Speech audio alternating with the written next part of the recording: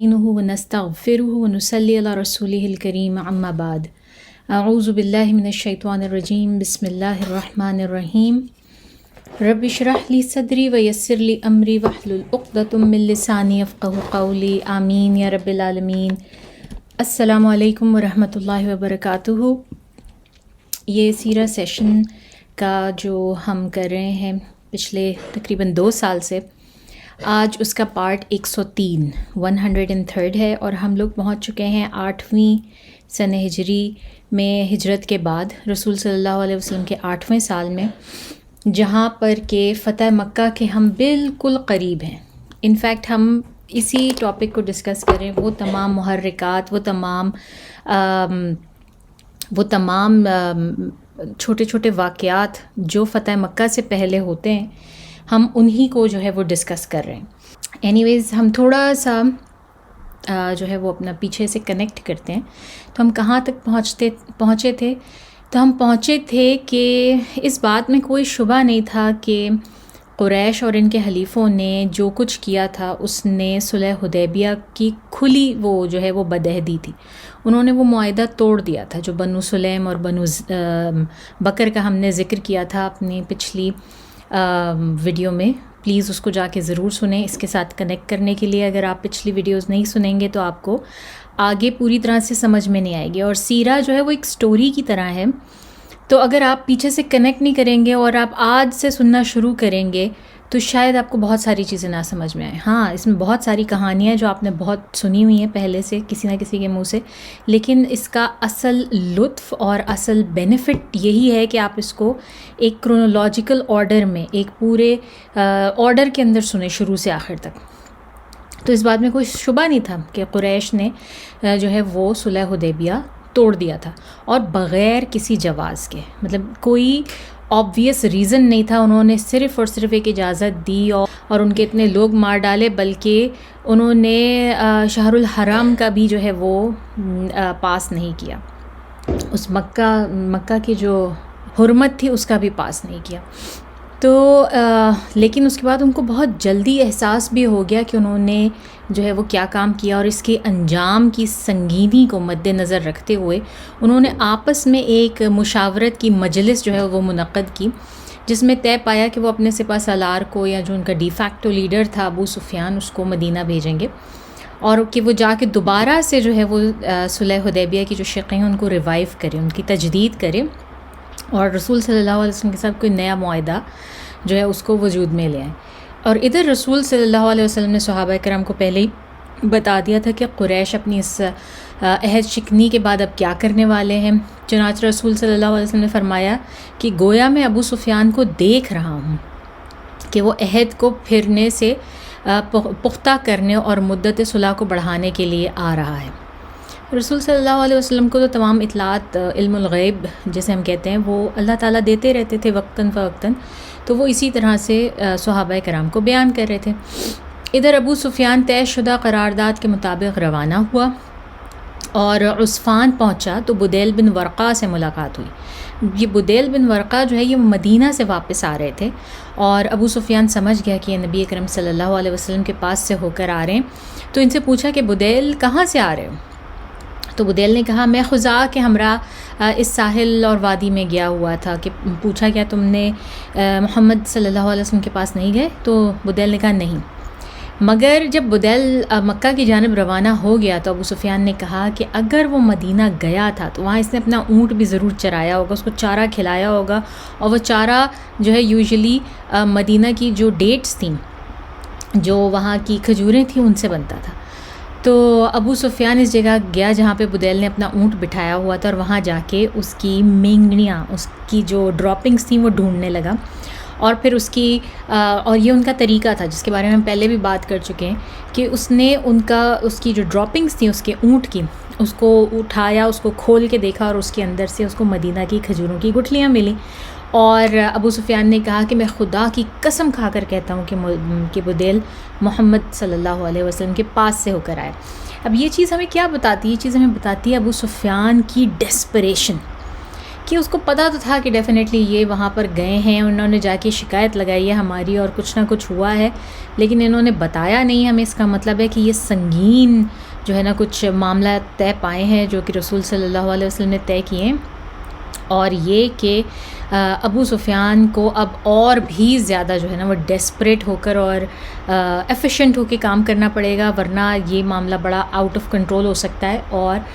Possible ہے کہ رسول اللہ صلی اللہ علیہ وسلم ان کے اوپر حملہ کر دیں. تو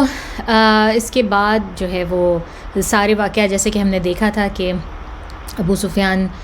گاہے بگاہے جو ہے وہ جلیل القدر صحابہ کرام ان سے ملا، اور اس کے بعد سب سے آخر میں اپنی بیٹی کی طرف گیا. اور رسول صلی اللہ علیہ وسلم نے ابو سفیان کے آگے جو ہے وہ 2 شرائط رکھی،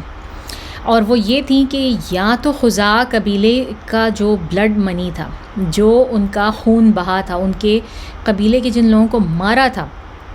وہ پورا کا پورا ادا کیا جائے، جو کہ بہت بڑی رقم تھی، اور وہ پورا کا پورا ادا کیا جائے، اور فوری طور پر قریش جو ہیں وہ بنو بکر کے ساتھ اپنے تمام ٹائز ختم کر لیں. جو کچھ بھی ان کے ساتھ ان کے الائنسز ہیں، کچھ بھی ان کے ساتھ معاہدات ہیں کسی بھی قسم کے، وہ سب کے سب ان کو فوری طور پہ ختم کرنا پڑے گا. اور اگر یہ دونوں باتیں نہیں مانتے قریش، تو تیسری صورت میں یہی ہوگا کہ صلح حدیبیہ ختم ہو گئی ہے. مطلب یہ ایک انڈرسٹوڈ بات ہے کہ ان کا آپس میں جو معاہدہ ہے وہ بالکل ختم ہو گیا، وہ نلیفائڈ ہو گیا ہے، اور اب کوئی گنجائش باقی نہیں ہے. تو یہ رسول صلی اللہ علیہ وسلم نے رکھی، اور ابو سفیان نے اس وقت جو ہے یہ دونوں ہی شرائط ماننے سے انکار کر دیا، کیونکہ اس کے پاس ان دونوں کو ہی نہ ماننے کے اپنے بڑے بڑے ریزنز تھے. پھر ہم نے جیسے کہ دیکھا کہ ابو سفیان جو ہے وہ بار بار ادھر ادھر گیا تھا، اور اپنی بیٹی کے پاس گیا. ابو سفیان کی بیٹی جو ہے وہ رملہ بنت ابی سفیان، جو کہ رسول اللہ صلی اللہ علیہ وسلم کے نکاح میں آ چکی تھیں اس وقت تک، اور ہماری ام المؤمنین بن چکی تھیں. ان کے پاس جب جاتا ہے تو رملہ بنت ابو سفیان وہ ایک ٹاٹ کا میٹرس سا بچھا ہوتا ہے، وہ فوراً لپک کے اٹھا لیتی ہیں اس کو. تو ابو سفیان حیران ہوتا ہے اور کہتا ہے کہ میری پیاری بیٹی، کیا یہ گدا جو ہے یہ میرے قابل نہیں تھا؟ یہ اتنا برا تھا کہ اس میں نہیں بیٹھ سکتا، یا میں اتنا برا ہوں کہ یہ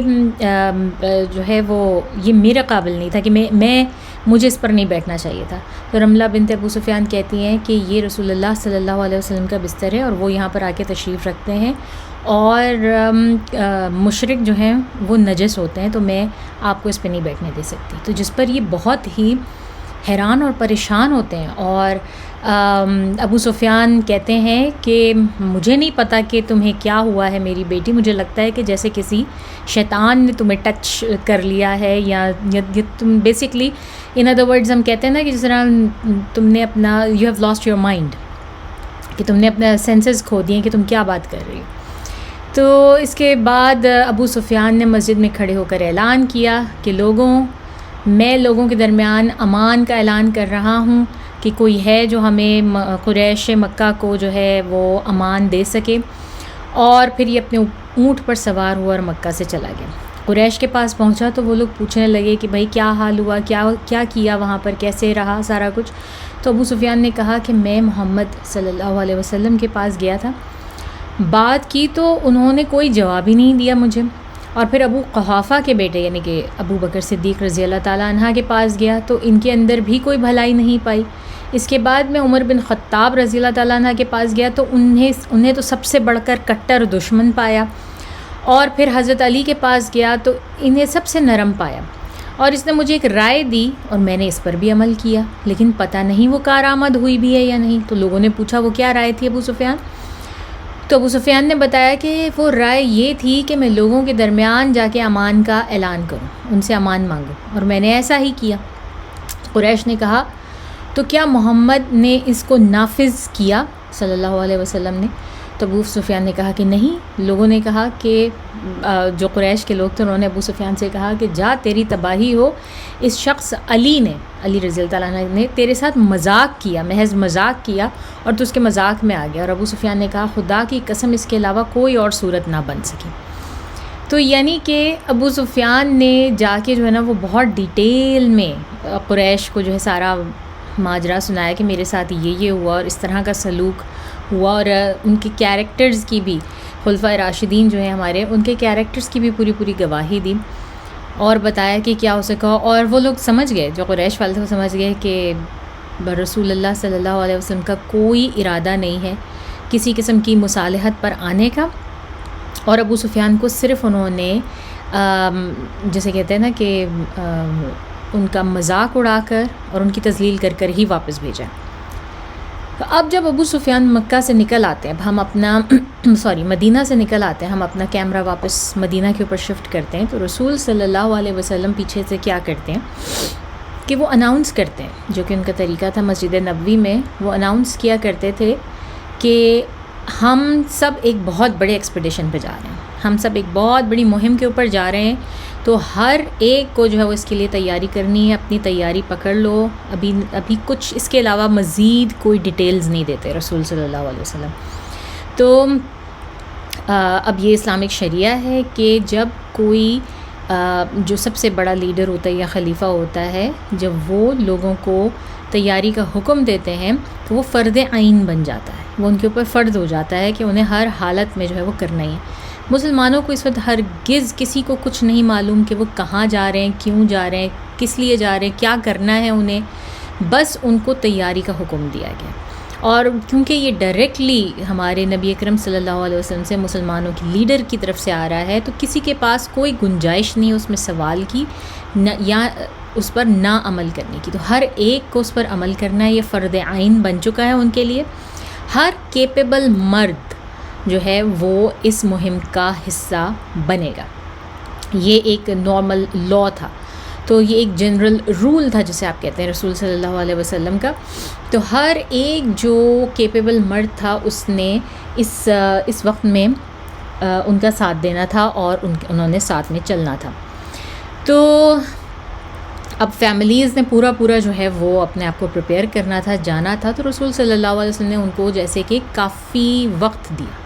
ان کو کوئی چھوٹا ٹائم نہیں دیا، ان کو کافی وقت دیا تیار ہونے کا. اور جنگل کی آگ کی طرح یہ خبر جو ہے وہ سارے شہر میں پھیل گئی کہ بھائی کوئی بہت بڑی جنگ ہونے والی ہے. رسول صلی اللہ علیہ وسلم نے کسی بہت بڑی جنگ کا جو ہے نا وہ پلان بنایا ہے اور ہم سب کو اس کے لیے تیار حکم دیا. اور انہوں نے اپنے گھر جا کے حضرت عائشہ رضی اللہ تعالیٰ عنہ کو بھی کہہ دیا کہ میرے لیے بھی تیاری شروع کر دو،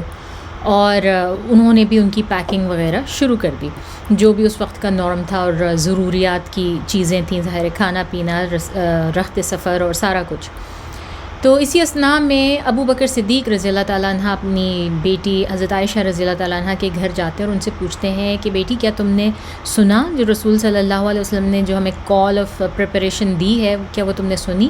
تو حضرت عائشہ رضی اللہ تعالیٰ عنہ کہتی ہیں کہ جی ہاں بالکل، یہ دیکھیں میں تیاری اسی کے لیے تیاری کر رہی ہوں، میں ان کے بیسکلی بیگز وغیرہ پریپیئر کر رہی ہوں. تو ابو بکر صدیق کہتے ہیں کہ تمہیں معلوم ہے کہ رسول صلی اللہ علیہ وسلم کہاں جانے کا ارادہ رکھتے ہیں؟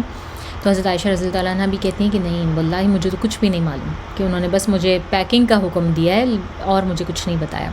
جس سے ہمیں اندازہ ہوتا ہے کہ ابو بکر صدیق رضی اللہ تعالیٰ عنہ رسول اللہ صلی اللہ علیہ وسلم کے اتنے قریبی، اتنے کانفیڈنٹ ہیں،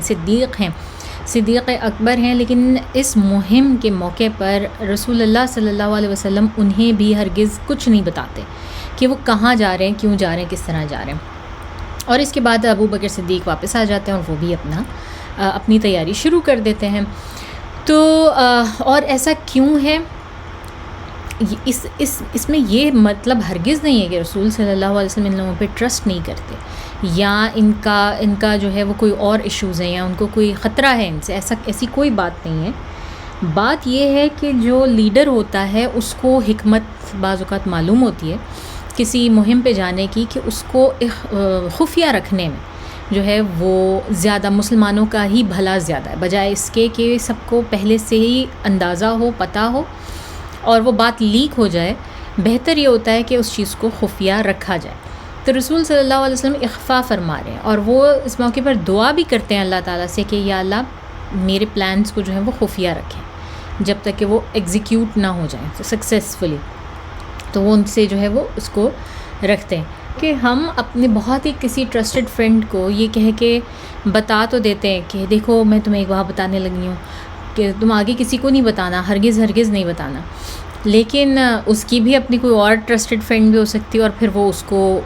اس کے پاس جو ہے وہ آپ کی باتوں میں سے ایک یا دو بات لگا دیں، اور پھر وہ فرینڈ جو ہے اس میں اپنی 10 شامل کر کے شاید کسی چوتھے بندے کو بھی بتا دیں. تو بیسکلی بات یہ ہوتی ہے کہ جس وقت آپ نے کوئی چیز سیکرٹ رکھنی ہے نا، تو پھر وہ آپ اپنے علاوہ کسی کو نہ بتائیں. تو یہ بہترین طریقہ ہے. اگر آپ نے کسی کو بھی بتایا تو وہ سیکرٹ نہیں رہتا پھر، ٹھیک ہے. اور اسی طرح سے ہم دیکھتے ہیں کہ موتا کے موقع پر بھی ایسا ہو چکا ہے، اور ہم نے کئی دفعہ دیکھا ہے کہ جس وقت رسول صلی اللہ علیہ وسلم نے ذرا بھی بتایا تو آگے خبر پہلے سے پہنچ گئی اور لوگوں نے تیاری پہلے سے کر لی. تو اس موقع پر کسی کو کچھ نہیں پتہ کہ وہ کہاں جا رہے ہیں. اور نہ صرف یہ بلکہ رسول صلی اللہ علیہ وسلم نے کیا کیا کہ ایک گروپ سا بنایا، ایک اپنا پہلے سے جیسے کہتے ہیں نا مہم جو دستہ بنایا، اور اس دستے کو شمال کی جانب، اوپر کی جانب جو ہے وہ بھیج دیا. اور اوپر کی جانب جب بھیجا تو لوگوں نے یہ سمجھا کہ رسول صلی اللہ علیہ وسلم جو ہے نا یہ اسپائی پارٹی بھیج رہے ہیں، اور یہ اوپر شمال کی جانب بھیج رہے ہیں. اس کا مطلب ہے کہ جو ایکسپیڈیشن کرنے ہم جا رہے ہیں نا وہ کہیں اوپر کی جانب ہے. ہو سکتا ہے کہ یا وہ تو رومیوں کے ساتھ ہو، یا جو ہے نا وہ فارسیوں کے ساتھ ہو، یا کسی جو بھی اوپر کی جو جزیرہ نما عرب میں جو اوپر کی طرف جو قومیں بستی تھیں. جس طرح ابھی کچھ عرصہ پہلے ہی موتا ہوا ہے، تو موتا جو ہے وہ بھی جنوب کی جانب ہی تھی نا. تو لوگوں نے سمجھا کہ یہ موتا، غزوہ موتا کا جو ہے نا وہ کوئی آفٹر ایفیکٹ ہے، یا اس کا بدلہ لینے کے لیے یا کچھ جو ہے وہ جا رہے ہیں. تو رسول صلی اللہ علیہ وسلم نے ایک پارٹی جو ہے وہ پہلے ہی نارتھ کی طرف بھیج دی، اور لٹرلی ان کو جانے سے پہلے اب یہ لوگ مکہ سے نکل رہے ہیں، مدینہ سے نکل رہے ہیں، اور بالکل نکلتے ہوئے آخری مومنٹ کے اوپر رسول صلی اللہ علیہ وسلم ان کو کہتے ہیں کہ ہم تو نارتھ کی طرف نہیں جا رہے، ہم تو ساؤتھ کی طرف جا رہے ہیں. یعنی کہ یہ ہمیں صاف صاف بتاتا ہے کہ جو رسول صلی اللہ علیہ وسلم نے پہلے کہا تھا نا الحرب الخداع، یعنی کہ جو وار ہے، جو جنگ ہے، وہ کچھ نہیں ہے سوائے دھوکے کے. وار is nothing but a deceit. تو اس کو کہتے ہیں الحرب الخداع. تو یہ بالکل وہی چیز ہے کہ رسول صلی اللہ علیہ وسلم نے تیاریوں کے دوران جو ہے وہ ایک پورا جنگجو دستہ اس کو نارتھ کی جانب بھیجا، اور سب لوگ اس بات پہ پکے ہو گئے کہ ہاں جی ہم تو نارتھ کی جانب جا رہے ہیں، اور تیاریاں بھی کر لیں. اور ظاہر ہے کہ جو اسپائز وہاں پر ہوں گے مدینہ میں ان کے خلاف، اور جو لوگ بھی تھے ان کو اس بات کا ہو گیا کہ ہاں جی یہ لوگ نارتھ کی طرف جا رہے ہیں. جب سب کے دل پکے ہو گئے، جس وقت بالکل اینڈ ٹائم پہ نکل رہے تھے، اس وقت رسول صلی اللہ علیہ وسلم نے کہا ہم نارتھ نہیں، ہم تو ساؤتھ کی طرف جا رہے ہیں. بالکل اینڈ اس وقت اس ٹائم پر جو ان سے کہا. تو اس وقت تک کوئی بھی ایسا سنگل مہاجر یا انصار موجود نہیں تھا جو کہ پیچھے رہ جانے والا. اور اس بات کا اندازہ ہمیں کس بات سے ہوتا ہے کہ رسول صلی اللہ علیہ وسلم جب بھی جاتے تھے مدینہ سے تو وہ پیچھے اپنے ایک صحابی کو جو ہے وہ اپنا قائم مقام یا گورنر بنا کے جاتے تھے مدینہ کا. تو اس موقع پر جن صحابی کو انہوں نے مدینہ کی قیادت سنبھالی، ان کا نام ہمیں کہیں نہیں ملتا، ان کا ہمیں پتہ ہی نہیں ہے ان صحابی کا. یعنی کہ وہ اتنے نارمل سے یا ایسے شخص تھے جو کہ شاید ساتھ ان کے نہیں مارچ کر سکتے تھے. اتنے کم لوگ رہ گئے تھے مدینہ کے اندر کہ بالکل ہمیں ایک ایسے صحابی ملتے ہیں جو کہ جن کا ہمیں اس کے علاوہ پوری سیرہ میں اور کہیں کوئی ذکر نہیں ملتا کہ ان کو قائم مقام بنایا رسول اللہ صلی اللہ علیہ وسلم، بالکل ایک ان نون صحابی کو. اور ہر بڑا نام جو ہے وہ ہر طرح کے صحابی وہ اس مہم میں رسول صلی اللہ علیہ وسلم کے ساتھ جو وہ جا رہے تھے. اور نہ صرف مدینہ سے بلکہ ارد گرد کے قبائل میں بھی سب جگہ منادی کی گئی تھی کہ ہر مسلمان ایبل میل مرد جو اس کو ساتھ میں چلنا ہے ہر حالت میں. تو اب بنو بکر سے بھی لوگ آ رہے ہیں، بنو سلیم سے بھی آ رہے ہیں. کہتے ہیں 1700 لوگ تو صرف بنو سلیم سے ہی آ گئے تھے، اور مزینہ اور جتنے ارد گرد کے قبائل تھے جنہوں نے اسلام قبول کر بھی لیا تھا وہ لوگ بھی، اور جن کے الحاق تھے مسلمانوں کے ساتھ ان سب کے لوگ بھی جمع ہوئے. تو یہ تعداد تقریباً 10,000 جو ہے وہ کے قریب آ گئی. 10,000 لوگ رسول صلی اللہ علیہ وسلم کی ایک کال کے اوپر ایک ہفتے کے ٹائم کے اندر سب لوگ جو ہیں وہ اکٹھے ہو جاتے ہیں. اب آپ اس کو کمپیئر کریں صرف 7 سال قبل جب رسول صلی اللہ علیہ وسلم مدینہ میں ہجرت کرتے ہیں تو ان کے پاس کیا تعداد تھی مسلمانوں کی. اور بدر ہوتی ہے تو بدر میں صرف 313 مسلمان تھے جن کے لیے بھی اللہ تعالیٰ سے دعا کر رہے تھے رسول صلی اللہ علیہ وسلم، یا اللہ یہ مٹھی بھر یہی ہیں اس وقت صرف مسلمان پوری دنیا میں، پوری دھرتی کے اوپر صرف اور صرف یہ 313 مسلمان ہیں. اگر یہ بھی چلے گئے نا تو آپ کا نام لیوا کوئی نہیں بچے گا. پلیز آپ ان کو بچا لیں اور ان کی مدد فرمائیں.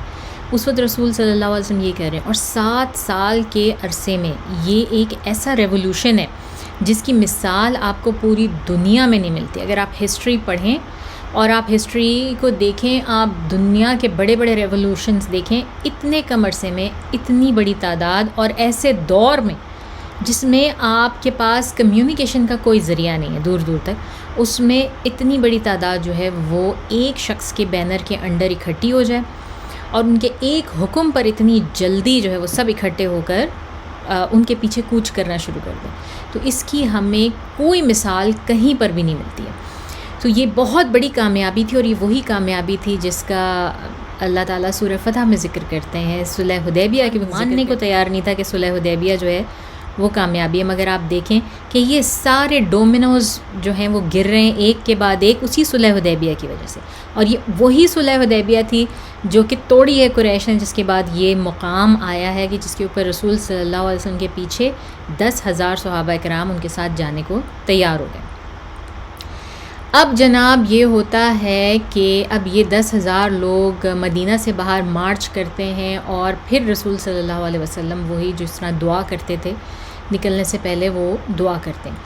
اور یہ اتنی تیزی سے سفر کرتے ہیں ساؤتھ کی طرف کا، اور مکہ کے قریب پہنچ جاتے ہیں کہ کہتے ہیں کہ اس وقت تیز ترین گھوڑ سوار بھی جو ہے وہ مکہ سے مدینہ اس کو بھی آنے میں، اگر تنہا تیز ترین گھوڑ سوار ہے جو بیچ میں بریکس بھی نہیں لیتا اور ایسے ہی ڈائریکٹ چلا آتا ہے، تو اس کو پھر بھی 3-4 دن لگتے ہیں. تو یہ اتنا بڑا قافلہ 10,000 لوگوں کا 9 دن میں پہنچ جاتا ہے. اور جو قافلہ تھا نارملی، وہ قافلہ جو ہے وہ مکہ سے مدینہ 2 ہفتے تو ان کو کہیں نہیں لگتے تھے، 2 ہفتے تو لگتے ہی لگتے تھے، وہ اس میں پہنچتے تھے. مگر یہ اتنا بڑا لشکر جو ہے 10,000 کا، یہ 9 دن کے اندر مکہ کے قریب ایک وادی ہے، یہ وہاں پہنچ جاتا ہے اور وہاں پر اپنا پڑاؤ ڈال لیتے ہیں. اچھا، اب اس اسنا میں اب یہ ہمارے سامنے ساری جو ہے نا ایک پکچر چل رہی ہے، اپنے ذہن میں اس پکچر کو رکھیں کہ مسلمانوں کا قافلہ وہاں تک پہنچ گیا اور یہ وہاں پر ایک جگہ انہوں نے پڑاؤ ڈال لیا. ٹھیک ہے، اب یہاں پر کیا ہوتا ہے جناب، یہاں پر رسول صلی اللہ علیہ وسلم کو ایک اطلاع ملتی ہے ایک صحابی کی طرف سے. اللہ تعالیٰ اطلاع دیتے ہیں ایک صحابی کے خلاف. ان صحابی کا نام ہے حاطب ابی بلتہ، اور ان کی سٹوری بہت سگنیفیکنٹ ہے، ہر بڑی حدیث کی کتاب اور سیرہ کی کتاب میں آئی ہے، کیونکہ اس کہانی تو اتنی لمبی نہیں ہے، لیکن اس سے جو نکلنے والے فائدے ہیں، جو فقہ کے فائدے نکلتے ہیں، جو ایمان کے فائدے نکلتے ہیں، جو آپ کی بہت ساری تعلیمات نکلتی ہیں نا، وہ اتنی سگنیفیکنٹ ہیں. تو اس لیے اس واقعے کو تمام اسکالرز نے بہت اٹ موسٹ سگنیفیکنس کا جو ہے نا وہ ایک لیول دیا ہوا ہے، اس لیے اس کو ڈیٹیل میں ڈسکس کرنا ضروری ہے. تو میں بہت زیادہ ڈیٹیل میں تو نہیں جا رہی، سمجھے میڈیوکر ڈیٹیل میں جا کے اس کے بارے میں بات کرتے ہیں. پہلے یہ جان لیتے ہیں کہ یہ حاطب تھے کون. تو حاطب رضی اللہ تعالیٰ عنہ جو ہیں، جو اسٹرانگسٹ اوپینین ہمیں ملتا ہے صحابہ سیرہ نگاروں کا یا اسکالرس کا، اس کے مطابق یہ یمن سے ہیں اور یہ مولا تھے. ٹھیک ہے، مولا آپ کا ایک ایسا بندہ ہوتا ہے جو کہ امیگرنٹ سٹیٹس کا ہے. ٹھیک ہے، وہ کسی کام کی وجہ سے یمن سے انہوں نے ہجرت کی اور وہ مکہ میں آ کے اپنی فیملی کو وہاں آباد کیا اور وہیں پہ کام کرنے لگے اور وہیں رہے. اور اس کے بعد جس وقت اسلام کا ظہور ہوا، انہوں نے اسلام قبول کیا، رسول صلی اللہ علیہ وسلم کے ساتھ آگے پیچھے ان سے ہجرت کی، غزوہ بدر میں شریک ہوئے، بیت الرضوان میں شریک ہوئے، غزوہ احد میں شریک ہوتے ہیں، بڑے بڑے جتنے مارکے اب تک گزر چکے ہیں ان سب میں شریک ہوتے ہیں. لیکن اس کے باوجود ہمیں حاطب کے متعلق بہت زیادہ ڈیٹیل میں نہیں پتہ لگتا کہ یہ کون ہیں، کیا کرتے ہیں. ایک دوسری رائے یہ ہے کہ حاطب رضی اللہ تعالیٰ عنہ جو ہیں یہ قریش کے کسی سردار کے غلام تھے، یہ غلامی کے اس پہ فائز تھے، اور ان کی پوری فیملی جو ہے وہ اسی طرح غلام تھی. یہ کسی طرح سے اپنی یا تو آزادی لے کے یا بھاگ کے انہوں نے مکہ سے ہجرت کی اور یہ مدینہ اگر رسول صلی اللہ علیہ وسلم کے ساتھ شامل ہوئے، کیونکہ ان کی باقی کی فیملی جو ہے وہ پیچھے، جس میں ان کی والدہ، ان کی بیوی، ان کے بچے، ان کا پورا گھرانہ جو ہے وہ مکہ میں موجود ہے، اور یہ تنہا اکیلے جو ہے وہ مدینہ میں ہے. اور سم ہاؤ یہ جو دوسری رائے ہے کہ یہ پیور قریشی ہرگز نہیں تھے بلکہ یہ کسی قریشی کے غلام تھے، یہ کچھ دل کو زیادہ لگتی ہے. یہ میرا اپنا اوپینین ہے، آپ کی مرضی، آپ دونوں میں سے جس رائے کو بھی مانیں. کیونکہ یہ وجہ ہے کہ ان کے بیوی بچے، ان کی والدہ سب کے سب مکہ میں موجود ہیں، اور ان کو دوبارہ کوئی موقع نہیں ملتا کہ وہ کسی طرح سے بھی مدینہ ہجرت کریں، جبکہ حاطب بہت ارلی کانورٹس میں سے ہیں اور وہ جلدی آ جاتے ہیں مدینہ. تو یہ لوگ سب نہیں آ پاتے. تو ان سے کیا غلطی ہو جاتی ہے حاطب ابی بلتہ سے کہ یہ ایک خط لکھتے ہیں جیسے ہی رسول صلی اللہ علیہ وسلم اعلان کرتے ہیں نا، تیاری پکڑو، اب ہمیں جانا ہے، آگے سفر کرنا ہے. تو ان کو جو ہے وہ شک ہو جاتا ہے کہ شاید یہ سفر مکہ کی طرف ہے اور مکہ کے اوپر چڑھائی کرنے لگیں. تو یہ مکہ کے جو سرداران ہیں نا، جس طرح اکرمہ بن ابی جہل تھا وہاں پہ، ابو سفیان اور یہ سب لوگ جو رہ گئے تھے وہاں پہ، ان کے نام خط لکھ دیتے ہیں، اور جس میں کہ ان کو ایک طرح سے جو ہے نا وہ انفارم کر دیتے ہیں کہ کچھ بھی ہو سکتا ہے، رسول صلی اللہ علیہ وسلم تم لوگوں کے اوپر وہ بھی کر سکتے ہیں، تو اس بات کو غنیمت جانو اور اپنی پریکاشنری میجرز کر لو. تو یہ ایک خط لکھ دیتے ہیں، اور یہ بہت بڑا ٹریزن ہے. اگر آپ اس کو دیکھیں تو یہ ایک صحابی کے بہاف کے اوپر اس کو بہت بڑی خیانت آپ کہہ سکتے ہیں، اس کو بہت بہت بڑی سازش کہہ سکتے ہیں، یا یہ بالکل انہوں نے وہ کام کیا ہے، قریش کے اسپائی کا کام کیا. اور یہ کیسے کر سکتے ہیں؟ یہ تو بدری صحابی ہے. تو یہ بہت بڑا ایرر ہے ایک صحابی کے لیے جو ہے نا، تو اس لیے اس کو بریک ڈاؤن کرنا بڑا ضروری ہے. ٹھیک ہے، تو اب کیا ہوتا ہے کہ جیسے ہی رسول صلی اللہ علیہ وسلم جانے کا اعلان کرتے ہیں، تو حاطب جو خط لکھتے ہیں اس میں ہمیں یہ پتہ چلتا ہے کہ کچھ سیرہ نگار تو کہتے ہیں کہ ان کو معلوم تھا، انہوں نے کلیئرلی ان کو کہہ دیا کہ رسول صلی اللہ علیہ وسلم جو ہے وہ تم لوگوں پر چڑھائی کرنے آ رہے ہیں، جبکہ کچھ سیرہ نگاری کہتے ہیں کہ ان کو معلوم نہیں تھا، انہوں نے صرف اور صرف ایک ہنٹ دی تھی کہ رسول صلی اللہ علیہ وسلم تیاری کر رہے ہیں اور وہ شاید تم لوگوں کے اوپر حملہ کر رہے ہیں. اب ایسا کیوں ہوتا ہے اس کے بارے میں ہم دیکھتے ہیں. اچھا، اور پھر یہ کہ جیسے میں نے پہلے کہا کہ حاطب بن ابی بلتہ رضی اللہ تعالیٰ عنہ کے بارے میں ہمیں مزید کچھ زیادہ نہیں معلوم، سوائے اس کے کہ اس کے بعد بھی انہوں نے 22 سال جو ہے وہ زندگی پائی اس واقعہ کے بعد بھی. اور رسول اللہ صلی اللہ علیہ وسلم نے جو مقوقس، جو مصر کا جو بادشاہ تھا مقوقس، اس کے پاس جو ایمیسری بھیجا تھا اپنا خط وغیرہ لے کے، اس ایمیسری میں حاطب بن ابی بلتہ بھی شامل تھے. اور خلافت عثمانیہ، حضرت عثمان رضی اللہ تعالیٰ عنہ کی خلافت کے دور میں جو ہے 30ویں صدی ہجری میں حاطب بن ابی بلتہ کی ڈیتھ ہو جاتی ہے. اچھا جی، اب جو لیٹر انہوں نے لکھا تھا اس میں کیا تھا؟ سہیلی نے بعض مغازی کے حوالے سے جو خط کا مضمون ہے وہ یہ بیان کیا ہے کہ اما بعد، اے جماعت قریش، رسول اللہ صلی اللہ علیہ وسلم تمہارے پاس رات جیسا سیل رواں کا بڑھتا ہوا لشکر لے کر آ رہے ہیں. بخدا اگر وہ تنہا بھی تمہارے پاس آ جائیں تو اللہ ان کی مدد کرے گا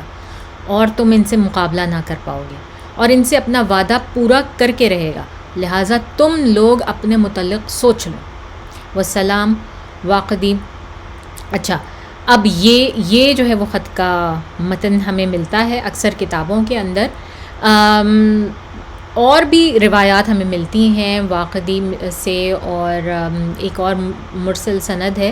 جس میں حضرت حاطب نے سہیل بن عمر، صفوان بن امیہ اور اکرمہ کے پاس یہ لکھا تھا کہ رسول اللہ صلی اللہ علیہ وسلم نے لوگوں میں غزوے کا اعلان کر دیا ہے، اور میں نہیں سمجھتا کہ آپ صلی اللہ علیہ وسلم کا ارادہ تم لوگوں کے سوا کسی اور کا ہے، اور میں چاہتا ہوں کہ تم لوگوں پر میرا ایک احسان رہے. یہ فتح الباری میں موجود ہے. تو یہ کس قسم کے احسان کی بات کر رہے ہیں؟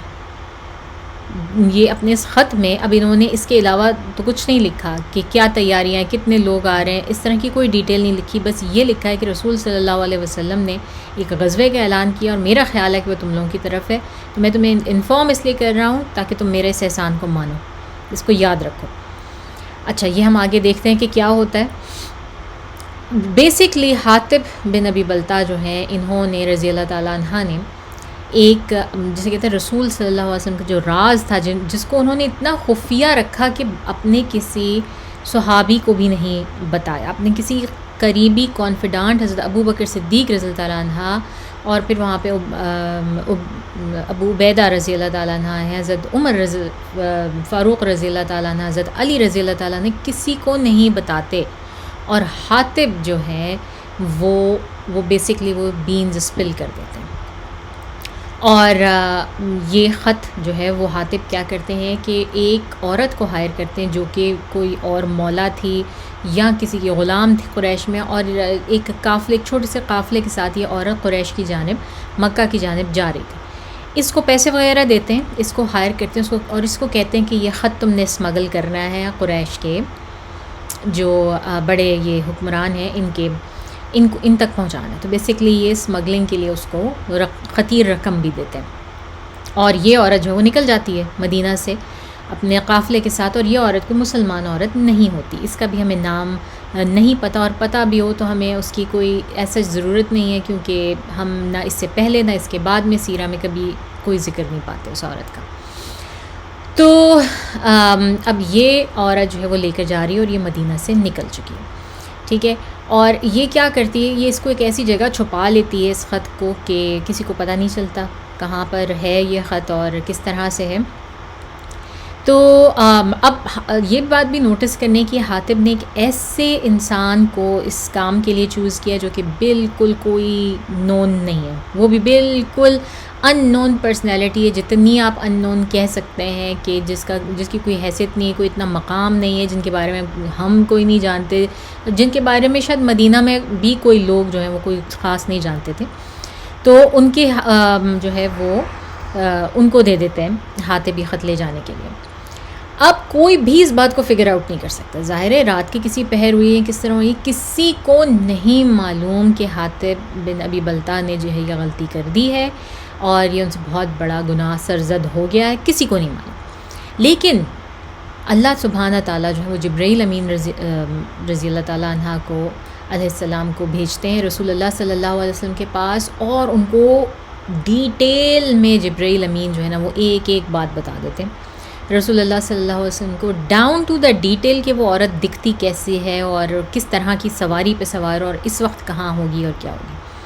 اور جب رسول صلی اللہ علیہ وسلم کو یہ ساری ڈیٹیلز پتہ چلتی ہیں تو وہ فوری طور پہ زبیر بن عوام رضی اللہ تعالیٰ عنہ کو اور علی بن ابی طالب رضی اللہ تعالیٰ عنہ دونوں کو بلاتے ہیں اور ان کو فوری حکم دیتے ہیں اب بھی اور اسی وقت جاؤ. مدینہ سے باہر ایک مقام ہے جس کا نام ہے روضۃ الخا، وہاں جاؤ، اور وہاں پر جو ہے نا یہ قافلہ، یہ چھوٹا سا قافلہ جو ہے وہ اس وقت پڑاؤ ڈالے ہوئے ہے، ان میں ایک عورت ہے اور اس عورت کی یہ ڈسکرپشن ہے، وہ اس طرح کی دکھتی ہے، اس طرح سے وہ اس طرح کی سواری پر سوار ہے، اس کے پاس ایک خط ہے جو کہ ایک بہت ہی خطرناک خط ہے. جاؤ اس قافلے کو جو ہے نا وہ بیسکلی روکو اور اس عورت کو وہ خط جو ہے وہ میرے پاس لے کر آؤ. اب زبیر بن عوام رضی اللہ تعالیٰ عنہ اور علی بن ابی طالب ہوا کی تیزی کے ساتھ جو ہے وہ وہاں پہنچ جاتے ہیں اور ان کو ایگزیکٹلی اسی مقام کے اوپر جو ہے وہ یہ چھوٹا سا انٹوراج، یہ چھوٹا سا قافلہ ملتا ہے جہاں پہ رسول صلی اللہ علیہ وسلم ڈیفائن کرتے ہیں کہ یہ لوگ یہاں پر اس وقت موجود ہیں. تو بالکل اسی مقام پہ ملتے ہیں اور اس کو قافلے کو روکتے ہیں اور ان سے پوچھتے ہیں اس عورت کے بارے میں اور اس عورت کو پا لیتے ہیں. اور اس کے بعد جو ہے نا اس سے پوچھتے ہیں خط کے بارے میں تو وہ فوراً مکر جاتی ہے کہ نہیں میرے پاس تو کچھ نہیں، کہاں ہے دیکھ لو، مطلب ثابت کرو تم جو کہہ رہے ہو وہ سچ ہے، میرے پاس تو کچھ نہیں ہے. تو اس کے بعد یہ دونوں جو حضرات ہیں یہ پورا کا پورا قافلے کی بہت اچھی طرح سے چھان بین کرتے ہیں، ان کی سرچنگ کرتے ہیں، ہر چیز، ان کا سامان، ان کے جانور، ان کا سارا کچھ جو ہے وہ سب کچھ اچھی طرح، اور ان کو کوئی خط نہیں ملتا. تو اس کے اوپر جو ہے نا وہ حضرت علی رضی اللہ تعالیٰ عنہ کہتے ہیں کہ واللہ، یعنی کہ میں قسم کھا کے کہتا ہوں کہ نہ ہی تو اللہ تعالیٰ نے جھوٹ بولا رسول اللہ صلی اللہ علیہ وسلم سے، اللہ تعالیٰ کی دی ہوئی اطلاع غلط نہیں ہو سکتی، اور نہ ہی رسول اللہ صلی اللہ علیہ وسلم نے ہم سے جھوٹ بولا کہ وہ ہمیں اس مہم پر ایسے ہی نہیں بھیج دیتے اگر انہیں یقین نہیں ہوتا، ان کو معلوم ہے. تو یہ ایسا ہو نہیں سکتا. تو اگر تو تم نے ہماری بات نہیں مانی اور تم نے ہمیں یہ خط نہیں دیا فوری طور پہ، تو یاد رکھنا ہم تمہیں اسٹرپ ڈاؤن کر کے پوری سرچ کریں گے، یعنی کہ ہم ہر طرح سے جو ہے ہر باز بھائیں گے. اور اس میں یہ بھی شامل ہے کہ ہمیں تمہیں اسٹرپ کرنا پڑے گا، تمہارے کپڑے تک اتارنے پڑیں. تو تو جب اس عورت نے یہ ان کی کنوکشن دیکھی، اس نے دیکھ لیا کہ ان لوگوں کو اچھی طرح سے معلوم ہے اور یہ لوگ نہیں اس بات پر ٹلنے والے، تو اس نے کہا ٹھیک ہے، اپنے منہ اس طرف پھیر لو. اس کا مطلب تھا کہ اس کی باڈی کے اوپر کہیں پر جو ہے وہ یہ خط موجود تھا. تو اس نے ان کو جب یہ کہا، اور نوٹس یہ ایک جو ہے وہ یہ عورت کوئی مسلمان نہیں ہے، لیکن اس نے پھر بھی کپڑے اس حد تک پہنے ہوئے ہیں اور اس کا سر کورڈ ہے، جو کہ نارم تھا اس وقت. تو یہ اس نے ان کو گھوم جانے کا کہا. یہ لوگ گھوم گئے تو اس عورت نے اپنا جو ہے وہ اسکارف جو اس نے پہنا ہوا تھا وہ اتارا، اور اس نے اپنی مینڈیوں کے بیچ میں سے جو خط تھا وہ اس نے اپنے بالوں میں گوندا ہوا تھا. جب آپ بالوں کی بریڈز بناتے ہیں، ان کی چٹیاں بناتے ہیں، تو اس کے اندر کہیں اس نے وہ خط چھپایا ہوا تھا. تو اس نے وہ کھولا اور کھول کے پھر وہ خط نکالا. نوٹس کریں یہ مسلمان عورت نہیں ہے، لیکن یہ سینس آف حجاب اور سر کور کرنا یہ اٹس اے نارمل تھنگ. یہ 19ویں صدی سے پہلے کا جو ہے نا وہ نارم تھا کہ ہر عزت دار عورت اپنا سر کور کرتی تھی. تو بہرحال اس عورت نے یہ خط نکال کے دے دیا، اور رسول صلی اللہ علیہ وسلم کی خدمت میں فوری طور پر حضرت زبیر بن عوام اور علی بن ابی طالب اس عورت کو اور اس خط کو فوراً لے کر واپس جاتے ہیں اور جو ہے وہ ان کی خدمت میں پیش کرتے ہیں. اب جناب رسول صلی اللہ علیہ وسلم کی خدمت میں جب یہ خط پیش کیا جاتا ہے تو عمر رضی اللہ تعالیٰ عنہ بھی وہاں موجود ہوتے ہیں. رسول صلی اللہ علیہ وسلم فوری طور پہ کہتے ہیں کہ حاطب بن ابی بلتع کو بلایا جائے، اور پھر ان سے پوچھتے ہیں کہ یہ تم نے کیا کیا ہے Hatim, Y would you do some thing like that, کیسے تم اس طرح سے کر سکتے ہو. اور عمر رضی اللہ تعالیٰ بینگ عمر وہ فوری طور پہ کہتے ہیں یا رسول اللہ صلی اللہ علیہ وسلم مجھے حکم دیں میں ابھی ابھی اس شخص کا سر اتار دوں، حاطب بن ابی بلتع کا. اس شخص نے بہت بڑا کفر کیا ہے، اس نے اللہ اور اس کے رسول صلی اللہ علیہ وسلم کے ساتھ خیانت کی ہے، اور مجھے اور اس کی یہی سزا ہونا چاہیے کہ اس کا سر اتار دینا چاہیے. رسول صلی اللہ علیہ وسلم حضرت عمر رضی اللہ عنہ کو اشارہ کرتے ہیں کہ ذرا رک جاؤ، خاموش ہو جاؤ، لیٹ می ہیئر ہم آؤٹ. تو وہ حاطب رضی اللہ عنہ سے پوچھتے ہیں کہ بھائی یہ تم نے ایسا کیا سوچ کے تم نے جو ہے وہ یہ اتنا بڑا قدم اٹھایا، میں تو مطلب کوئی ایکسپیکٹ نہیں کر سکتا تم سے، تو یہ تم نے کیسے جو ہے وہ کر لیا. تو اس پر جو حاطب رضی اللہ عنہ کا رسپانس ہے نا وہ بہت ہر بڑی سیرہ کی کتاب میں موجود ہے، اور وہ کچھ اس طرح سے کہتے ہیں، اور میں اس کو اپنے الفاظ میں نریٹ کر رہی ہوں کہ یا رسول اللہ صلی اللہ علیہ وسلم میں کیوں اپنا ایمان چھوڑوں گا ان قریشیوں کے لیے یا ان کفار کے لیے، میں ہرگز اپنا ایمان نہیں چھوڑ سکتا، اور نہ ہی میں نے اپنا ایمان اپنا فیتھ جو ہے اس کو چھوڑا ہے، اور نہ ہی میں کفر کو اسلام کے اوپر کسی بھی طرح سے پریفر کرتا ہوں. میں نے یہ کفر کی محبت میں ہرگز نہیں کیا،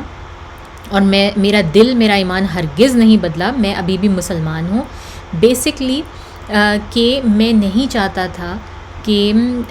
اسلام کو کسی بھی طرح سے دھوکہ دوں، میں ہرگز نہیں چاہتا، نہ ہی میں منافق ہوں، اور نہ ہی میرا یہ گول ہے کہ میں کسی بھی طرح سے اسلام کو کے ساتھ منافقت کروں یا دھوکہ دوں، یا میں رسول صلی اللہ علیہ وسلم کسی بھی طرح سے دھوکہ دوں. میں جانتا ہوں اور مجھے اس بات پر یقین محکم ہے کہ اللہ تعالیٰ آپ کو ہر حالت میں غالب رکھیں گے. نوٹس ہم نے یہ بھی ان کے خط کے الفاظ میں بھی پڑھا کہ انہوں نے یہ لکھا تھا کہ اگر رسول صلی اللہ علیہ وسلم تنہا بھی تم لوگوں کے سامنے آ جائے نا تو اللہ تعالیٰ ان کو غلبہ دے گا، ان کی مدد کرے گا. تو وہ یہی کہتے ہیں رسول صلی اللہ علیہ وسلم کو کہ مجھے اس بات پہ پکا یقین ہے، اور میں عہد کرتا ہوں کہ رسول صلی اللہ علیہ وسلم آپ جہاں پہ جس حالت میں بھی جائیں گے اللہ تعالیٰ تو آپ کو فتح دیں گے ہی دیں گے، ان کے اوپر ہر حالت میں آپ کر لیں گے، لیکن آپ کو کسی قسم کی کوئی تکلیف نہیں پہنچے گی، آپ کو اللہ تعالیٰ بچا لیں گے، آپ کو فتح بھی دیں گے. لیکن میں چاہتا تھا کہ قریش کے ساتھ جو ہے نا وہ میرا ایک احسان کا معاملہ ہو جائے. کیوں ہو جائے؟ کیونکہ میری فیملی جو ہے وہ وہاں پر موجود ہے، ان کے انڈر ہے، میری ماں، میرے بھائی بہن، میری بیوی، میرے بچے، وہ سب کے سب وہاں موجود ہیں. ان کو کسی دوسرے جو ہے وہ ذریعے سے اطلاع ملے کہ رسول صلی اللہ علیہ وسلم آ رہے ہیں مکہ کے اوپر چڑھائی کرنے کے لیے، تو وہ پہلا کام شاید یہی کریں کہ جو مسلمان ہیں وہاں پر ان کی فیملیز کو نکال کے ان کو یرغمال بنا لیں، ان کو تکلیف پہنچائیں یا ان کو قتل کر دیں. تو میں چاہتا تھا کہ قریش کے اوپر میرا ایک احسان رہ جائے کہ ان کو اس بات کا احساس ہو کہ ہاں بھائی حاطب نے ہمیں جو ہے نا وہ اطلاع دے دی تھی، تو اس کی فیملی کو چھوڑ دیا جائے. تو یہ ان کی اپنی ایک پرورٹڈ جسے کہتے ہیں لاجک تھی، جس کی بیس پر انہوں نے جو ہے وہ یہ کام کیا کہ میں کسی طرح ان کو اطلاع پہنچا دوں اور میری فیملی کی بچت ہو جائے. اب پرورٹڈ میں اس لیے کہہ رہی ہوں کہ ہے تو اسلام ابھی بھی نیا نیا نا، تو ان کی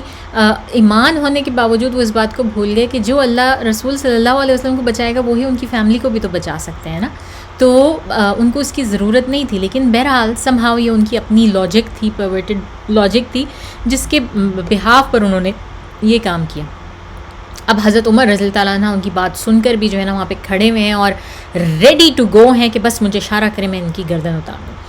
تو رسول صلی اللہ علیہ وسلم جو ہے وہ ابھی بات سن رہے ہیں ان کے، اور مزید حاطب جو ہے وہ کہتے ہیں کہ دیکھیں انصاری جو ہیں ان کا تو وہاں پر کوئی ہے نہیں، مکہ میں انصاریوں کا کوئی رشتہ دار، کوئی دوست، فیملی کچھ نہیں ہے. جو مہاجرین ہیں وہ سارے اتنے بڑے بڑے فیملیز کو ان کو جو ہے وہ بیک کرتے ہیں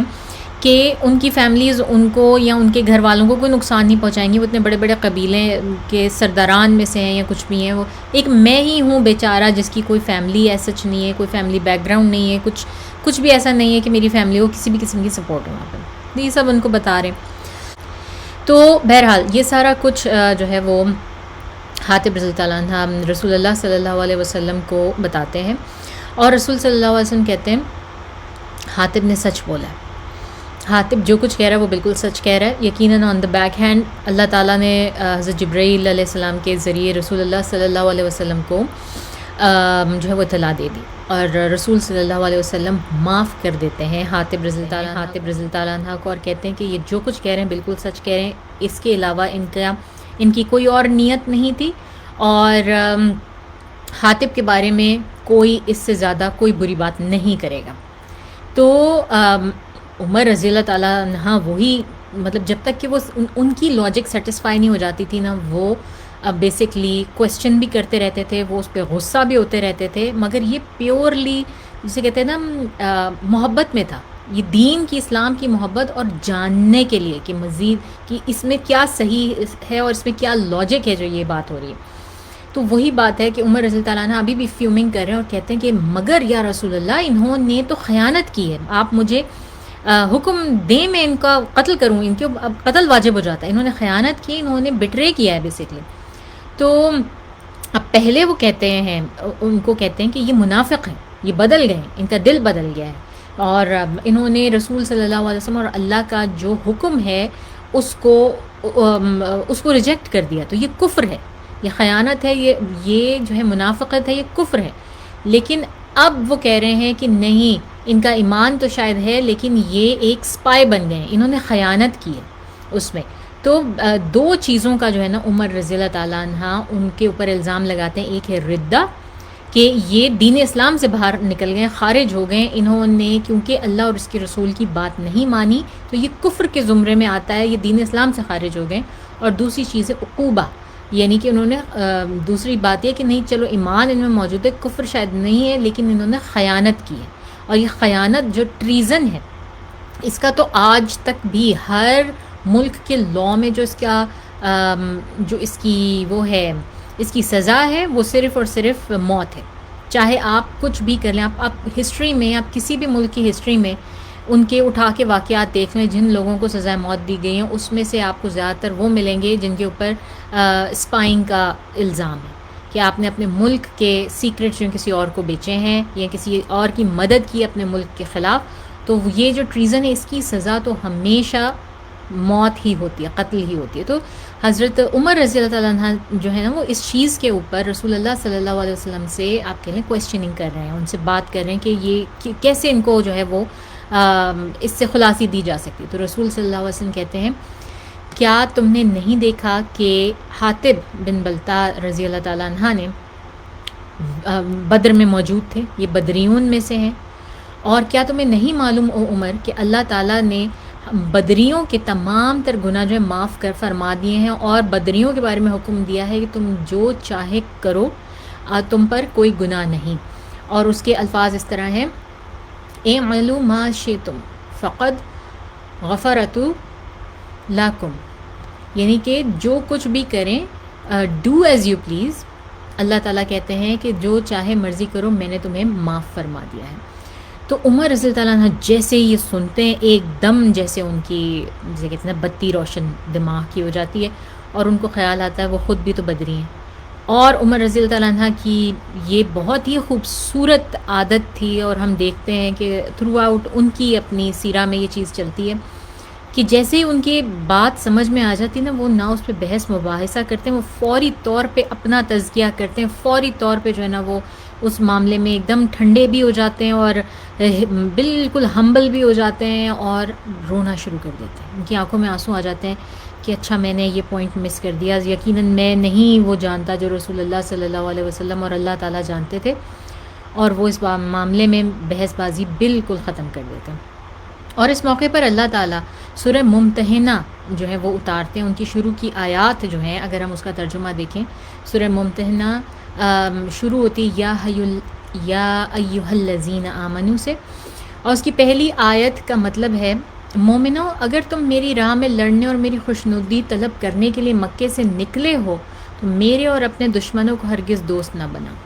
تم تو ان کو دوستی کے پیغام بھیجتے ہو اور وہ دین حق سے جو تمہارے پاس آیا ہے منکر ہیں، اور اس وجہ سے کہ تم اپنے پروردگار یعنی اللہ تعالیٰ پر ایمان لائے ہو، پیغمبر رسول صلی اللہ علیہ وسلم کو، اور تم کو جلا وطن کرتے ہیں. تم ان کی طرف پوشیدہ دوستی کے پیغام بھیجتے ہو، اور جو کچھ تم مخفی طور پہ کرتے ہو اور جو علل اعلان کرتے ہو وہ سب مجھے معلوم ہے،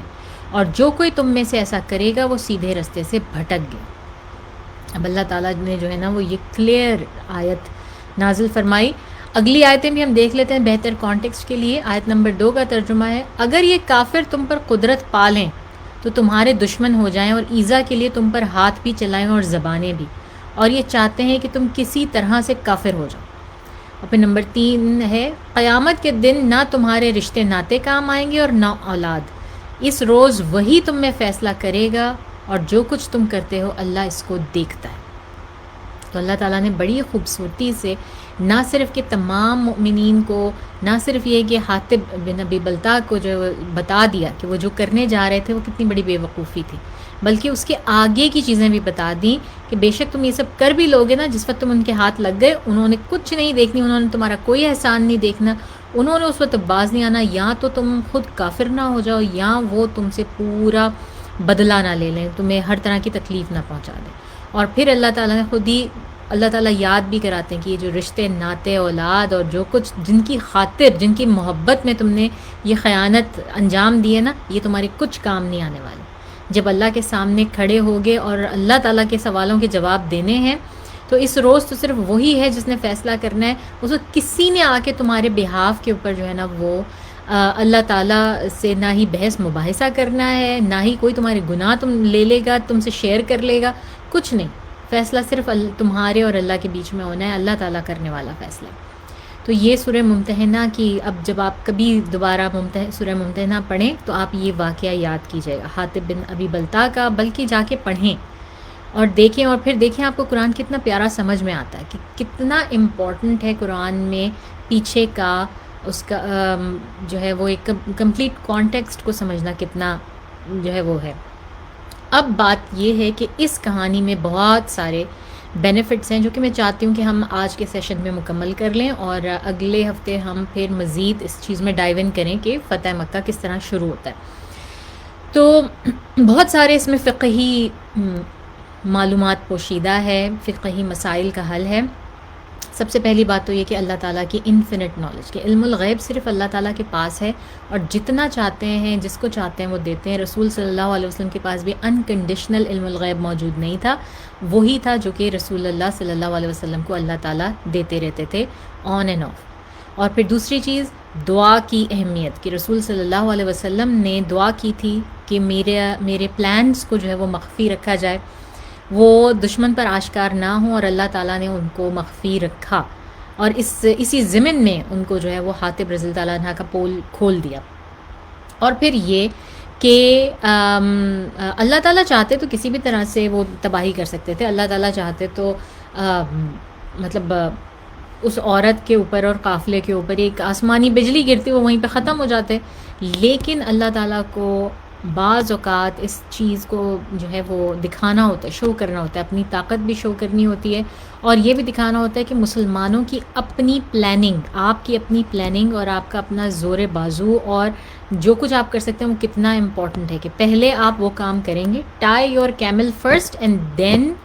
ہیو فیتھ ان اللہ تعالیٰ. اس کے بعد آپ نے قدر اللہ، اور اس کے بعد اللہ تعالیٰ اپنی مشیت کے مطابق کہ جتنا اس نے مدد کرنی ہوتی ہے وہ اپنے طریقے سے کسی بھی طرح سے مدد کر سکتے ہیں. ٹھیک ہے، تو یہ والی چیز ہے. اس کے بعد اس کے اوپر ایکچولی بہت لمبی بحث ہو سکتی ہے. آپ یقین کریں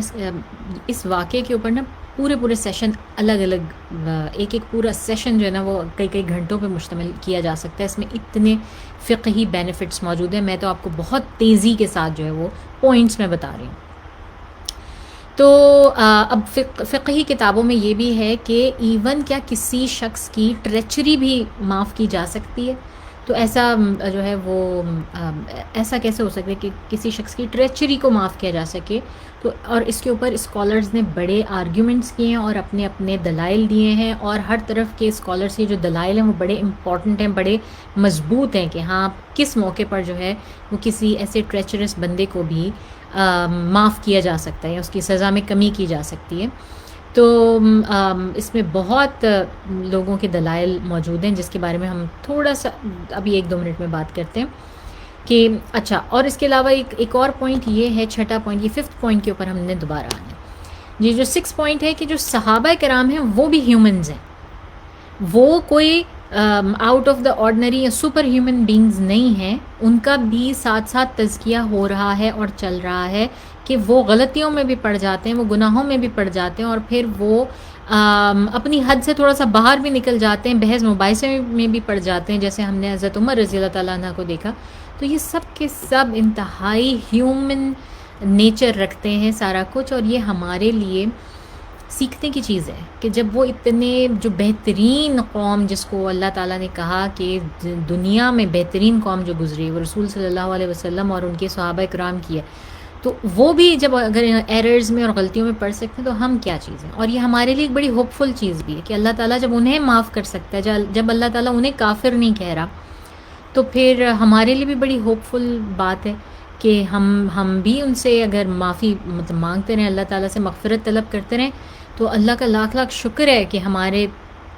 لیے بھی یہ امید باقی ہے کہ ہماری بھی جو ہے وہ مغفرت ہو سکتی ہے. پھر ایک 7واں پوائنٹ ہے کہ حاطب رضی اللہ تعالیٰ عنہ نے بہت بڑا گناہ کیا، بہت بڑی غلطی کی، لیکن اللہ تعالیٰ نے ان کو کافر نہیں کہا. تو یہ پوائنٹ ہے، یہ بہت بڑی بات ہے کہ ان کو کافر نہیں کہا گیا.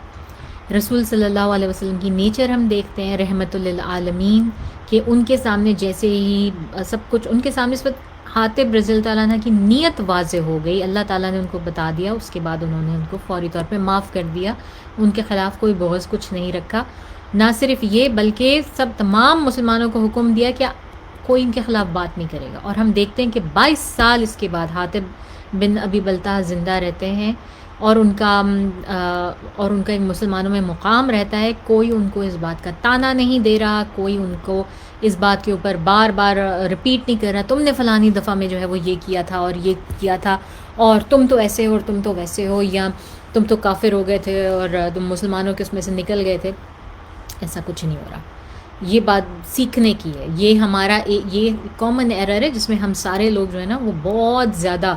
ہر وقت پڑے رہتے ہیں کہ ہم اگر کوئی شخص کوئی اچھا کام کرنے کی بھی کوشش کرے نا تو اس کو اس کے ماضی کھود کے اس کے تانے دے کے ہی ہم جو ہے وہ کر دیتے ہیں. نہیں تم نے فلاں اس میں ایسے کیا تھا، تم کیسا اچھا کام کر سکتے ہو. نہیں بھائی، ایسے ہی ہوتا ہے. ہمیشہ آپ پوری ہسٹری اٹھا کے دیکھ لیں، اللہ تعالیٰ نے جب جس کسی کا دل بدلنا ہوتا ہے تو وہ کوئی موقع آتا ہے، اس کے بعد اس کا دل بدل جاتا ہے، اور اس سے پہلے خود اللہ تعالیٰ اس کے تمام گناہ معاف کر دیتے. لیکن ہم انسان جو ہے نا وہ معاف نہیں کرتے، نہ بھولتے ہیں، بلکہ ہمارے آج کل کا تو جرنلزم ہی اسی طرح چلتا ہے کہ جی کھودو پیچھے سے کھود کے فلانے کی جو ہے وہ اتنی ویڈیوز نکال کے رکھو اور فلانے کی اتنی ٹیپس نکال کے رکھو اور اب یہ چلاؤ. ہم تو کمپلیٹلی اس شخص کا ستیہ ناش کر دیتے ہیں جو اچھا کام بھی کرنے جا رہا ہوتا ہے. تو جو اس کی مخالف طاقتیں ہوتی ہیں وہ اس کو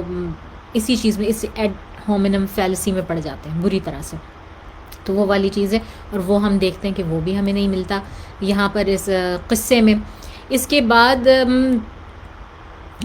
ایک اور چیز ہے کہ اللہ تعالیٰ اس چیز کے اوپر فوکس کرتے ہیں. اس قصے سے ہمیں یہ پتہ چلتا ہے کہ جو رائچس آدمی ہے، جس آدمی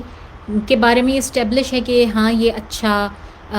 ایک اچھا انسان ہے، ایک اچھا مسلمان ہے، اس کا ایمان پختہ ہے، اس آدمی سے اگر کوئی غلطی، کوئی مسٹیک ہو جاتی ہے یا کوئی گناہ بھی ہو جاتا ہے تو اس کی جو ججمنٹ ہے وہ اسلامک شریعہ میں وہ ایک ہیبچول سنر سے ڈفرینٹ ہوتی ہے. اس کو اس طرح سے نہیں دیکھا جاتا جس طرح کہ ایک عادی مجرم کو دیکھا جاتا ہے. ایک مجرم ہے جس کی ہسٹری ہے کہ یہ ہر وقت چوری کرتا ہے، یہ ہر وقت ڈاکے ڈالتا ہے، تو اس آدمی کو ایک ایسے آدمی کے ساتھ نہیں آپ کھڑا کر سکتے، یا ججمنٹ سیم نہیں ہو سکتی ان کی، جس نے کہ کسی مجبوری کے تحت جو ہے وہ پہلی بار شاید یہ گناہ کیا ہے اور جس کے پیچھے کوئی ہسٹری نہیں ہے. جبکہ ہم یہ دیکھتے ہیں کہ اگر آپ دوسرے ممالک کی جو لا ہیں اور ان کے جو سسٹمز ہیں، اگر آپ اس میں جائیں تو آپ دیکھیں گے کہ انہوں نے کتاب کھولی، کتاب کے اندر جی اس جرم کا یہ جو ہے وہ یہ پنشمنٹ ہے. اب چاہے وہ اس بندے کے پاس اس کے دلائل موجود ہوں یا اس کی کتنی مجبوری ہو یا وہ کیسا انسان ہے، کچھ نہیں دیکھا جاتا، بس اس کو وہ سزا دے دی جاتی ہے، چاہے وہ اس کے لیے مناسب بھی ہو یا نہ ہو. فار ایگزامپل، کسی شخص سے جو ہے، کسی شخص کا کوئی کرمنل ریکارڈ نہیں ہے، کچھ نہیں ہے، اس سے غلطی سے جو ہے وہ کسی طرح سے ایکسیڈنٹ سرزد ہو جاتا ہے جس میں ایک آدمی مر جاتا ہے، ایک بندہ مر جاتا ہے جس میں اس کی اپنی سچ غلطی نہیں ہے، اس نے کوئی ڈرنکنگ اینڈ ڈرائیونگ نہیں کی ہوئی، یا وہ جو ہے وہ گاڑی بہت تیز نہیں چلا رہا تھا، یا اس کی کچھ ایسی اس سے کوئی مسٹیک ہو جاتی ہے، یا اس کو کوئی ایسا کوئی ویدر فینومینا آ جاتا ہے کہ بالکل آگے نظر نہیں کچھ آ رہا تھا تو ایک دم بندہ آ گیا، اس کو پتہ ہی نہیں چلا، یا گاڑی سلپ کر گئی، اسکڈ کر گئی، یا چلیں اس کا ایرر بھی ہو جاتا ہے، پہلی دفعہ اس سے کوئی ایرر بھی ہو جاتا ہے، وہ فون پہ بات کر رہا تھا اور اس سے ایکسیڈنٹ ہو گیا. تو کیا وہ اس شخص کے برابر ہے جو کہ پری میڈیٹیٹڈ پورا ایک مرڈر کرتا ہے کسی بندے کا، جس کے لیے وہ پہلے ہتھیار اکٹھے کرتا ہے، پوری پلاننگ کرتا ہے، پھر اس بندے کی طاق میں بیٹھا رہتا ہے، پھر اس کو ٹریس کرتا ہے کہ اچھا یہ یہاں سے آ رہا ہے، جا رہا ہے، اور اس کے اوقات ہیں، اور پھر وہ ایک مناسب وقت دیکھ کے جس میں کہ اس کو پتہ ہے کہ اب یہ میرا فول پروف پلان ہے، یہ اپنا بچاؤ نہیں کر سکتا، تو اس میں اس کو مار دیتا ہے. کیا یہ دونوں بندے برابر ہو سکتے ہیں؟ نہیں. لیکن موسٹلی اس کو جو ہے نا ہم کہتے ہیں کیننائزیشن کرنا. زیادہ تر لاز جو ہیں، ویسٹرن لاز جو ہے نا، وہ اس طرح کیننائز ہیں کہ جی قتل ہوا ہے، چاہے وہ ایکسیڈنٹل ہے، چاہے وہ ایسے ہے، ان کی ایک ہی سزا ہے، جاؤ جی سب ایک ہی سیل میں اور ایک ہی طرح سے ان کی سزا ہوگی. تو اسلام جو شریعہ لا ہے نا، وہ اس چیز کو بڑا زبردست ڈفرینشیٹ کرتا ہے کہ آپ اس طرح سے جو ہے وہ لوگوں کو سزائیں نہیں دے سکتے.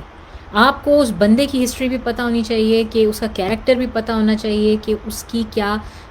اس کی اپنی تھیولوجی کیا ہے، اس کا ایمان کا لیول کیا ہے، اس کا ریلیجن کیا ہے. ہر چیز پتہ ہونے کے بعد آپ اسلامک شریعہ لاء میں جو ہے اس کے لیے کوئی سزا تجویز کی جاتے ہیں. تو ایسا ہم کئی دفعہ جو ہے وہ دیکھ چکے ہیں. میں نے آپ کو ایک مثال دی ہے، لیکن آپ اس کی ہزاروں مثالیں جو ہے وہ نکال سکتے ہیں ویسٹرن لاء میں سے، کہ بعض اوقات تو ججز خود کہہ رہے ہوتے ہیں کہ بھائی ہم اس سے زیادہ کچھ کر نہیں سکتے، تمہارے لیے یہی سزا ہے اس کرائم کی، تو تمہیں اسی سے جو ہے وہ گزرنا پڑے گا. تو یہ جو ہیومن فیکٹر ہے نا، یہ اسلامک لاء میں بہت بہت زبردست، میں سمجھتی ہوں اتنی قابل تعریف چیز ہے، کہ بہترین چیز ہے کہ اگر کہیں پر صحیح معنوں میں اسلامی شریعہ لاء قائم ہو اور کورٹس جو ہیں وہ اس کے مطابق فیصلہ کریں، تو میرے خیال کسی کے ساتھ کبھی زیادتی نہ ہو. لیکن یہ پاسبل نہیں، کہیں پر بھی ہے نہیں. تو یہ والی چیز ہے. اور کیا چیز تھی کہ جی مسلمانوں میں اب اسلامک جو اسکالرز ہیں ان کے درمیان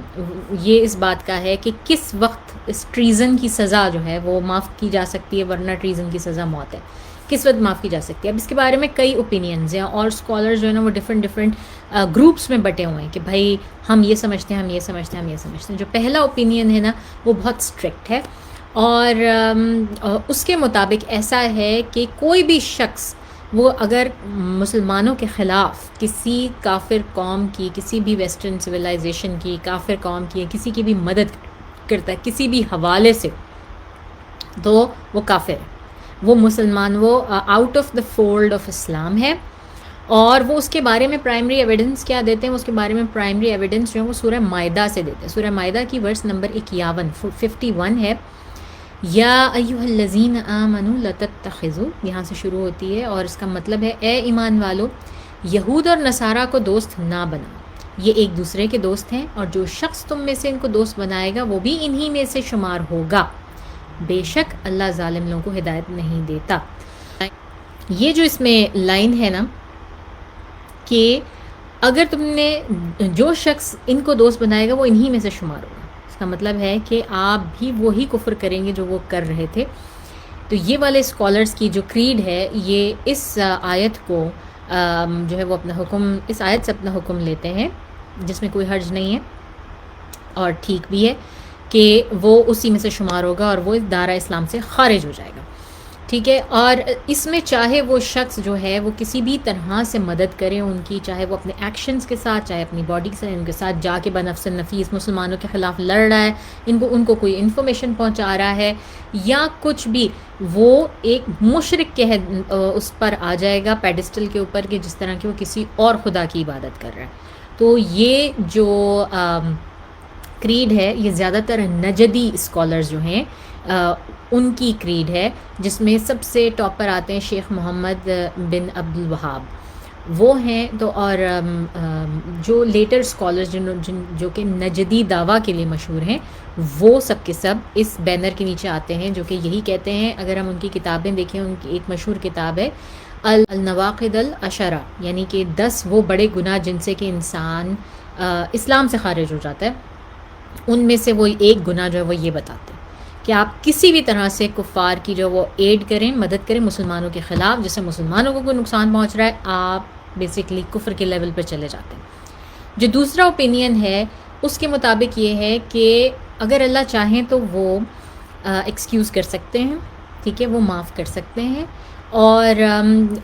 ایسا شخص دائرہ اسلام سے تو باہر نہیں ہوتا، لیکن اگر وہ جو ہے وہ استغفار کرے تو وہ واپس بیسیکلی دائرہ اسلام سے باہر نہیں ہوتا، اس کو کافر ہم نہیں کہیں گے. ہاں لیکن یہ ٹریزن یا خیانت ضرور ہے، اور یا پھر یہ شخص جو ہے وہ ذہنی طور پر اس قابل ہی نہیں ہے کہ اس کی بات پر اعتماد کیا جائے یا بھروسہ کیا جائے، یعنی کہ بیسیکلی وہ پاگل ہو چکا ہے، انسین ہو چکا ہے.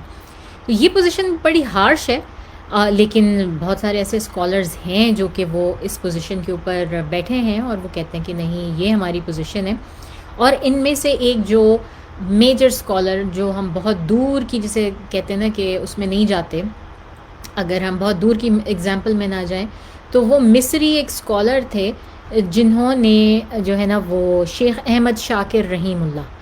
انہوں نے مصر میں رہتے ہوئے نا یہ فتویٰ دیا تھا. جس وقت نپولین نے 1792 میں مصر کے اوپر قبضہ کیا نا، اس وقت انہوں نے یہ فتویٰ دیا تھا کہ یہ ایسا شخص جو ہے جو ان کی مدد کرتا ہے کسی بھی حوالے سے، تو وہ بہت ہی زیادہ اگنورنٹ ہے، اس کو اللہ تعالیٰ کا پتہ ہی نہیں ہے بیسیکلی کسی بھی حوالے سے. اور اللہ تعالیٰ چاہیں تو اس کو معاف کر سکتے ہیں، ورنہ جو ہے وہ معاف نہیں کیا جائے گا. اور ایسا شخص اسلام کے فولڈ سے باہر ہے، بیسیکلی مسلمان نہیں رہتا، اور اس کو بیسیکلی دوبارہ استغفار کر کے اور دوبارہ کلمہ پڑھ کے اسلام میں آنے کی ضرورت ہے. اور یا پھر یہ کہ ایسا شخص ذہنی طور پہ کمپلیٹلی معذور ہے، اس کو اس میں نہیں کیا جائے گا. تو اس میں جو ہے نا پھر انہوں نے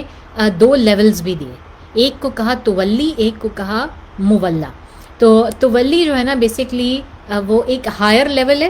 اس کفر کا، اس ٹریزن کا ایک ہائر لیول ہے، جس میں کہ بندہ خود پرسنلی جا کے فائٹ کر رہا ہے. ان کو نہ صرف یہ کہ اپنے خلاف ثبوت فراہم کیے، ویپنز فراہم کیے، بلکہ جا کے خود فائٹ کر رہا ہے. تو یہ بہت ہائر لیول ہے ٹریزن کا. جبکہ دوسرا لیول جو ہے جس کو مولا کہتے ہیں، وہ تھوڑا سا چھوٹا، تھوڑا سا کم لیول ہے، اور وہ یہ ہے کہ جیسے کہ آپ نے کسی آپ ان کو ایڈ کر رہے ہیں انڈائریکٹلی جو ہے نا، وہ کفار کی فوجوں کو ایڈ کر رہے ہیں، جیسے کہ آپ ان کو پھل فروٹ کھلا رہے ہیں، اپنا سامان دے رہے ہیں، ان کو رہنے کی جگہ دے رہے ہیں، ان کو بیسز دے رہے ہیں. اپنی آج کے دور میں اگر میں آج کے دور کی بات کروں تو اس کی جو ہے ایون آپ ایڈ کر رہے ہیں کسی بھی طرح سے جو نگیٹو فورسز ہیں ان کو ان کا سامان خرید کے، کیونکہ اس پیسے سے ان کی مدد ہو رہی ہے. وہ ویپنز خریدیں گے، وہ جا کے مزید